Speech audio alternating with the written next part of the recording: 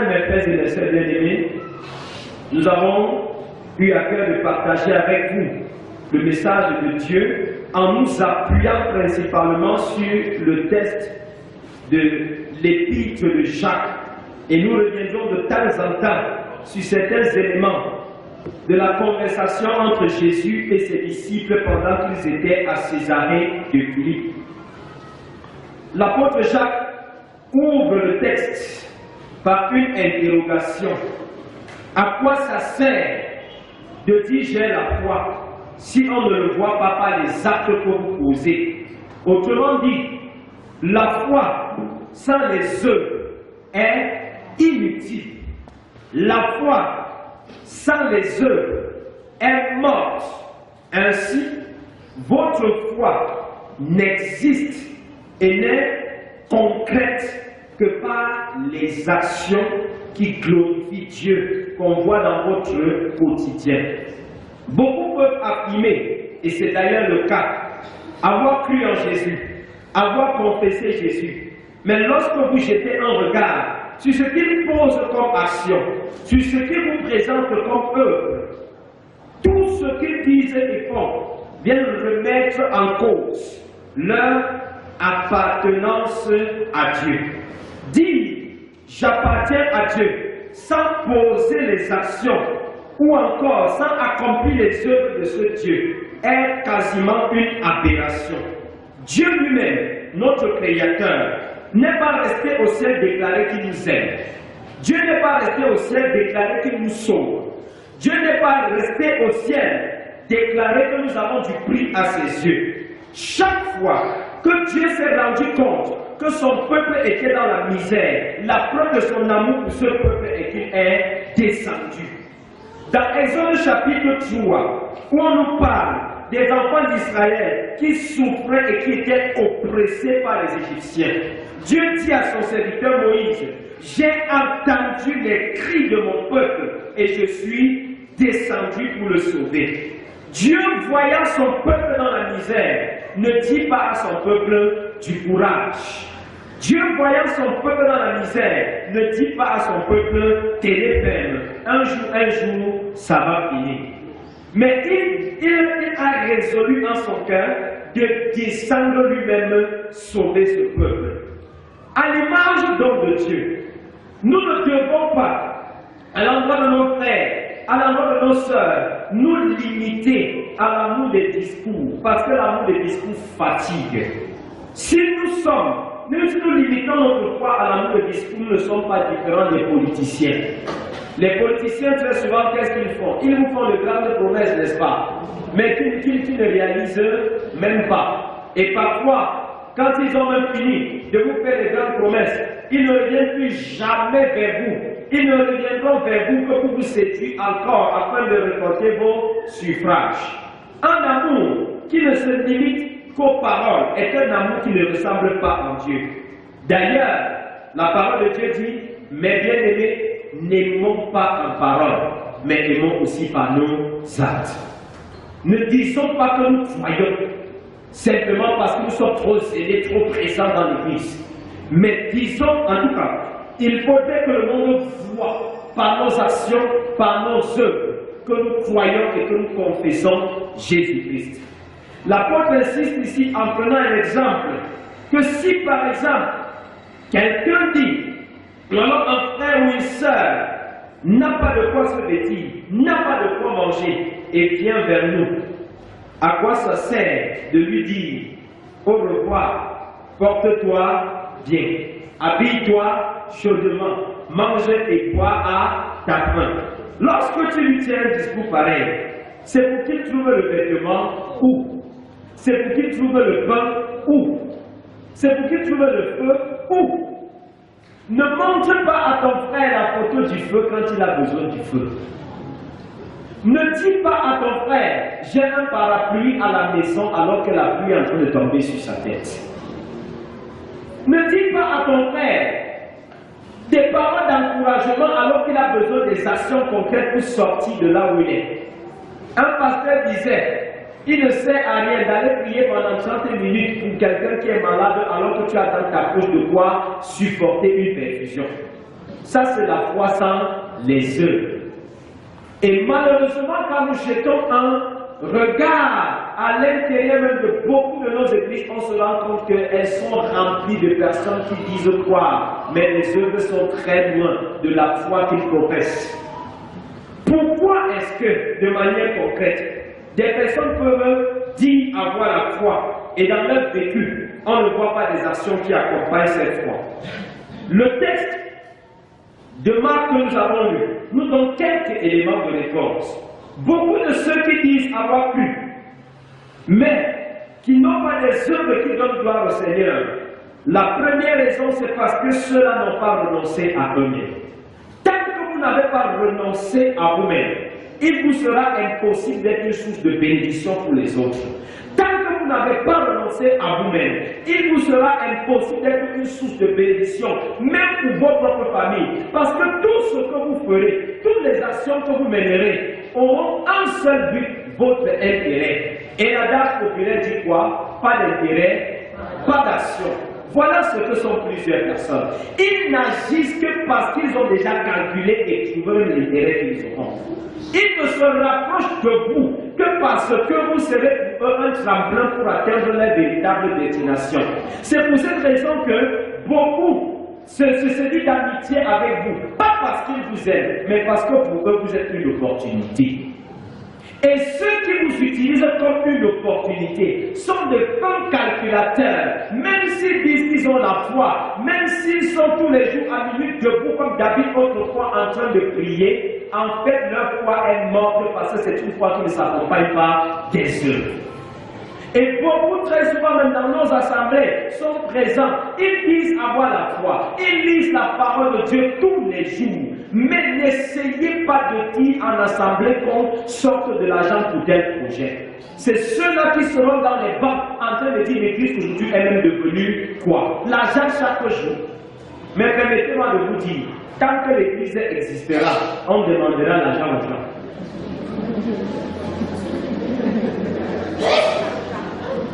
L'église, dès le début, on demandait l'argent aux gens. Actes des apôtres, chapitre 2, 3 et 4, on dit que les gens vendaient même leur champ et venaient donner l'argent. Et c'est la preuve de ce qu'ils avaient cru en Jésus.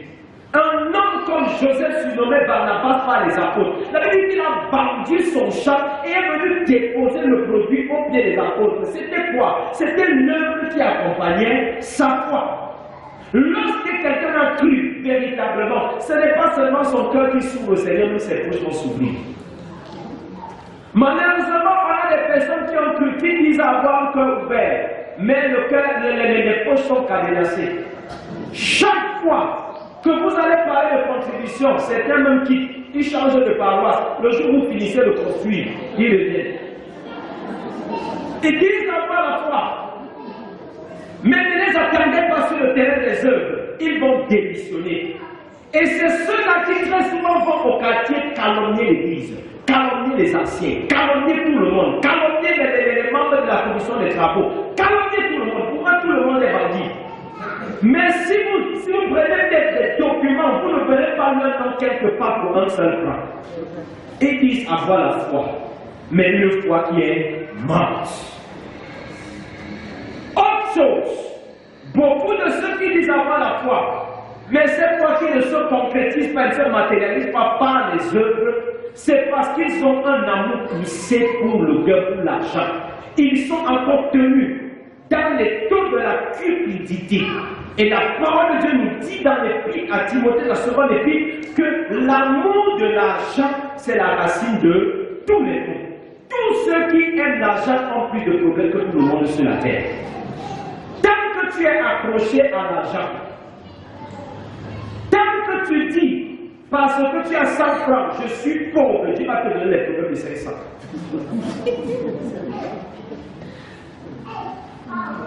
Tous ceux qui sont en train de scander et de clamer tout le temps, les temps sont durs, ne te dérange même pas, tu n'as même pas encore vu les temps durs.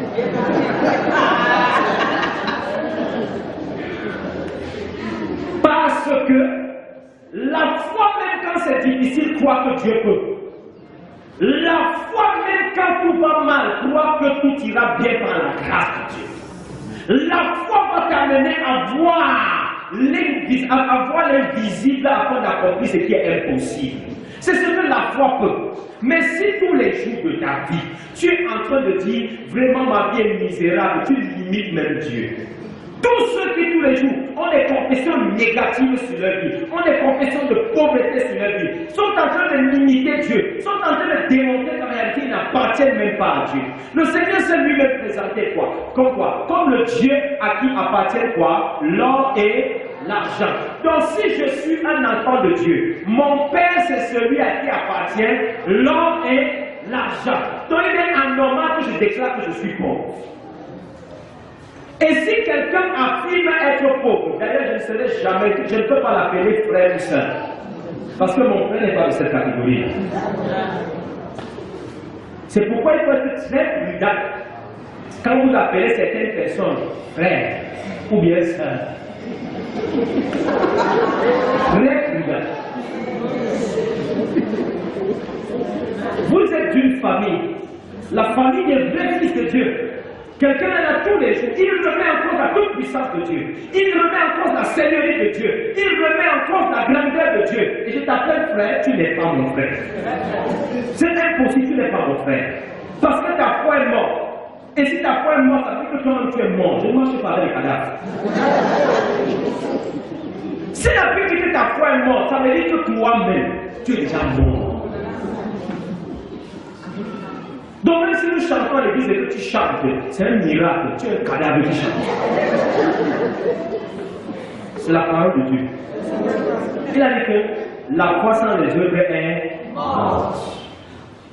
Quand nous parlons des œuvres, nous ne parlons pas seulement de l'argent, nous ne parlons pas seulement du matériel, nous ne parlons pas seulement des actions caritatives, mais nous parlons également de ton zèle, de ton dévouement, de ton engagement à te lever à marcher pour Jésus sans avoir honte.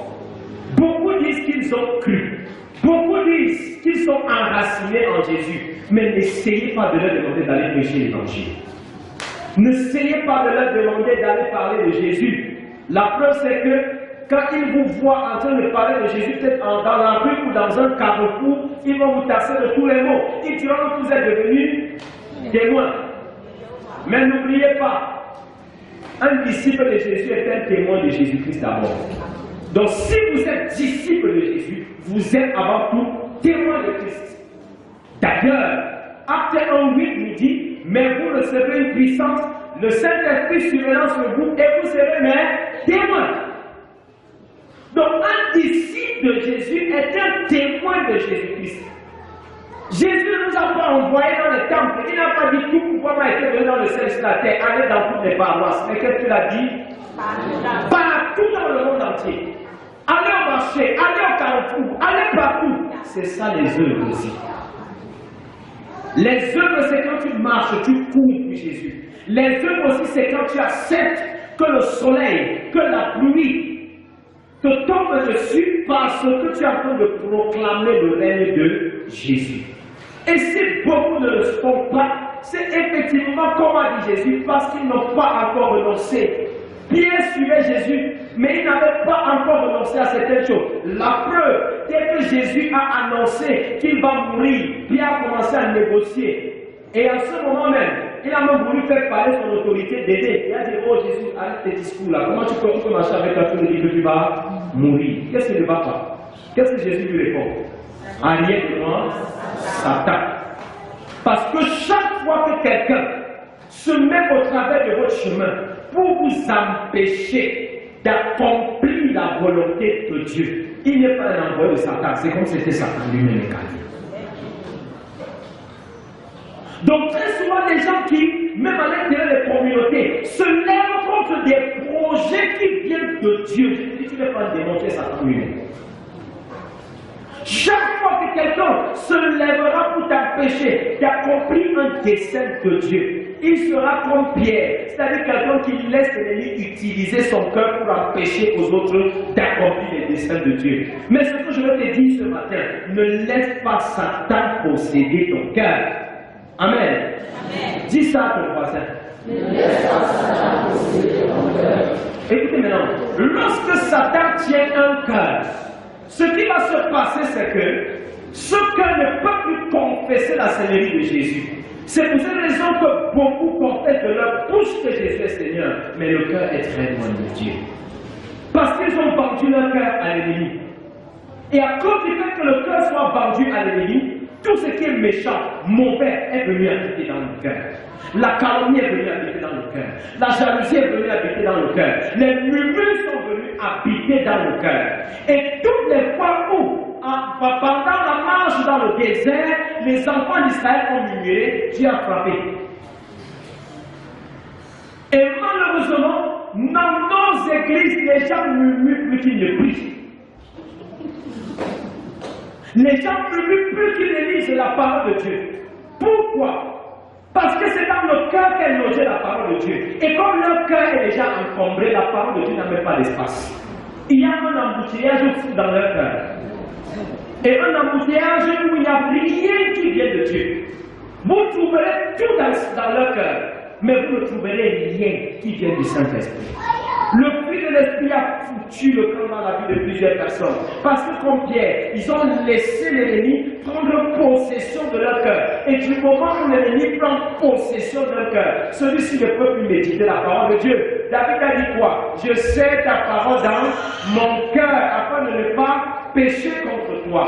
Alors si la parole de Dieu n'est pas solidement enracinée, ancrée dans un cœur, celui-ci va naturellement pécher contre le Seigneur.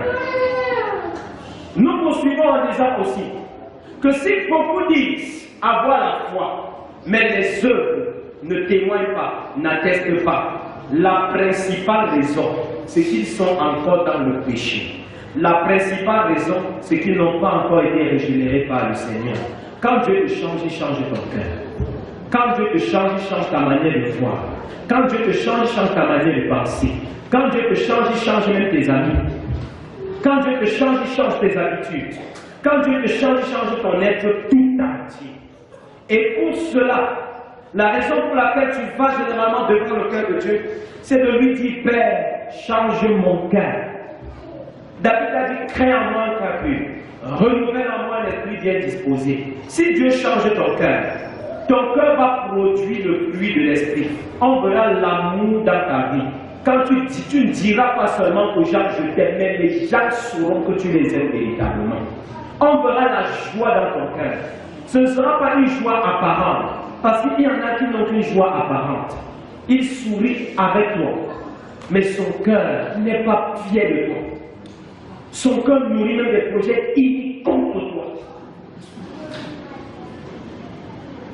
Quand tu as changé un cœur, dans ce cœur, on va avoir la bonté. Dans ce cœur, on va avoir la maîtrise de soi. C'est ça aussi les œuvres de la foi, la maîtrise de soi. Beaucoup de ceux qui ne savent pas se maîtriser et qui ont l'habitude de dire c'est comme ça que je suis. Bien aimé, s'il te plaît pas, Dieu change ton cœur. Le cœur est mauvais. Si tu continues de parler en disant c'est ma manière d'être, dans notre famille on est tous comme ça. La Bible dit que les choses anciennes sont passées. Pourquoi les choses anciennes sont encore dans ta vie? Étudie à voir plus. Étudie à voir la foi. Pourquoi ce que tu faisais hier, c'est toujours ce que tu fais aujourd'hui? Étudie à voir la foi. Comment quelqu'un peut dire j'ai la foi? Mais pour peu qu'il passe par un moment d'épreuve, il rougit, les injures que vous n'avez jamais imaginées sortent de sa bouche. J'ai souvent pris les exemples ici avec vous. Et je dis, quand vous prenez un citron et que vous le pressez, ce qui sort de ce citron, c'est quoi? C'est le jus de citron. Parce que tu ne peux pas presser le citron et obtenir le jus d'ananas. C'est impossible, non? Comment est-ce que tu peux dire j'ai la foi? Et dès que l'épreuve vient te presser, on voit plutôt les yeux de la chair. Tu n'étais pas en Dieu. Tu n'avais pas cru.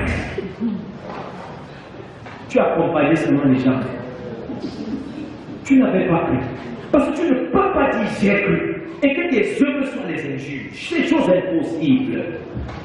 Pierre qui vient de dire, Seigneur, tu es le Christ, le Fils de Dieu.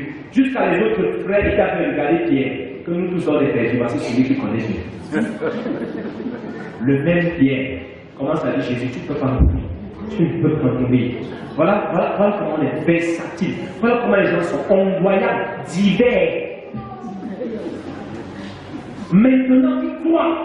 Il confesse que Jésus est Seigneur. C'est ça que c'est bon. Quand on a fini de péché, c'est je crois en Dieu, le Père Tout-Puissant, un peu comme un soldat devant le drapeau, n'est-ce pas? Je l'ai déterminé, vous êtes sûr que sans celui-ci, vraiment, si dans la paroisse il y a un fidèle, c'est lui. Maintenant, le second écrit suit. Dès qu'il apprend qu'il va perdre ses intérêts, parce que quand je te dis qu'il est mort, qui va encore multiplier les faits pour moi? Comment tu peux dire ça à Jésus? Jésus, tu te souviens du jour où j'ai jeté le filet? C'était rempli jusqu'à la part qu'on voulait se laisser. Tu mens comme ça pour que je fasse encore quelque chose comme ça. Oui, le fond de Pierre, c'était ses intérêts. Et c'est comme ça que plusieurs sont. Leur appartenance à Dieu, ce n'est pas parce qu'ils aiment Dieu. En fait, ils n'aiment pas le cœur de Dieu, mais ils aiment la main de Dieu. Parce que la main de Dieu donne. La main de Dieu bénit. La main de Dieu sauve. La main de Dieu sauve. C'est ça qu'ils aiment. Le jour où Dieu dit, je vais faire rentrer ma main pour voir si tu es capable de m'aimer. Il dit, non Seigneur, tu ne m'aimes pas. Tu m'as oublié. Dieu m'a abandonné. J'ai fait quoi à Dieu pour que ma vie soit comme ça? Mes choses sont toujours comme ça. Mon front est maudit. Tout ça. Parce qu'une légère tempête a secoué ta vie. Tu es Pierre. Il dit qu'il croit, il confesse, mon Seigneur est mon Dieu. Mais maintenant, on attend maintenant au champ des œuvres. Qu'est-ce que tu dis? Je vais mourir un peu. Parce que Jésus a dit ça pour les éprouver. Je vais mourir. Est-ce que tu sais qu'il arrive que Dieu te fasse perdre certaines choses? Parce qu'il veut aussi t'éprouver.